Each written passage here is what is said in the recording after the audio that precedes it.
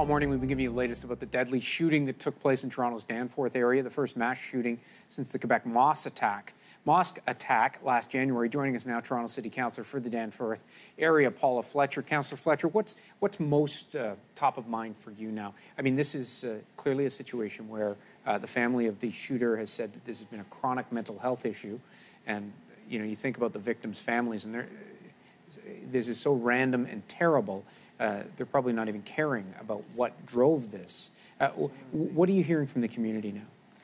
Well, I think everyone's still in a bit of shock, still. And the Danforth is a street that everybody in Toronto has been to the Danforth. In fact, the GTA, they've all been to the Danforth, so they know the street very well. People are saying, oh, I was almost there, or I went left instead of right, or I would have been at the Parquet. I've heard so much of that yesterday. And they're all really just full of love for the people that are in the hospital now. And the people that have passed away, they're brokenhearted over that. But I will say the number of heroes on the Danforth that picked people up that were bleeding, that saw to them, that went to extraordinary lengths. There are a lot of heroes here on our street. And they stepped up at an absolutely horrible time, no question about it. What can you do at the municipal level?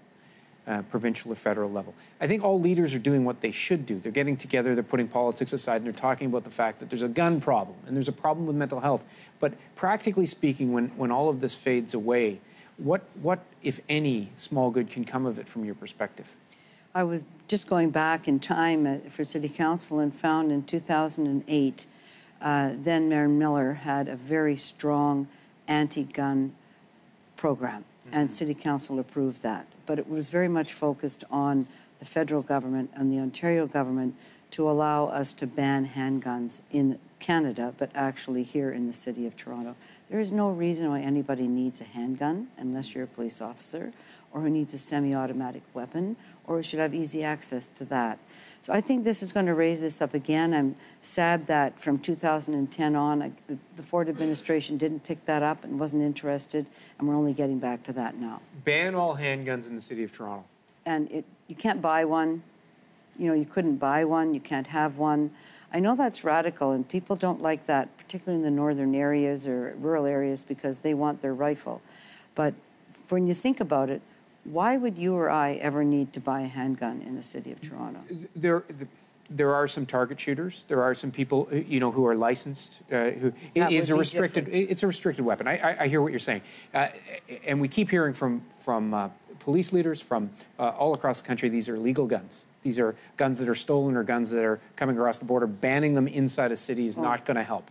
You reject that? Yes, that they're not all illegal guns. Many of them are able to buy completely. And after we did our 2008 proclamation and then the long gun registry was done away with, the number of illegal guns and legal guns in the city grew by 60%. So we have a gun problem in the City of Toronto that grew from taking no action, time for everybody to take action. But it's going to be hard.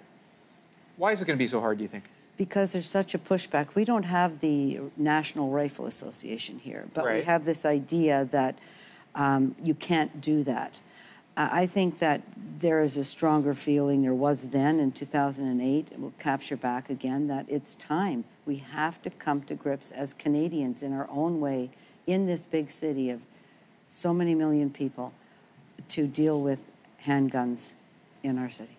And briefly, do you want to say something about small businesses on the Danforth? I do. I want you to come out there. I want everybody to visit the Danforth. It's open again last night, and I know they're looking forward to people out in the street. There's people out in the street already, all day and all night. Danforth will be okay. We love it. Taste of the Danforth coming up. It's coming up, and I'll be there. Thanks for coming in this morning. Thank you. Appreciate it.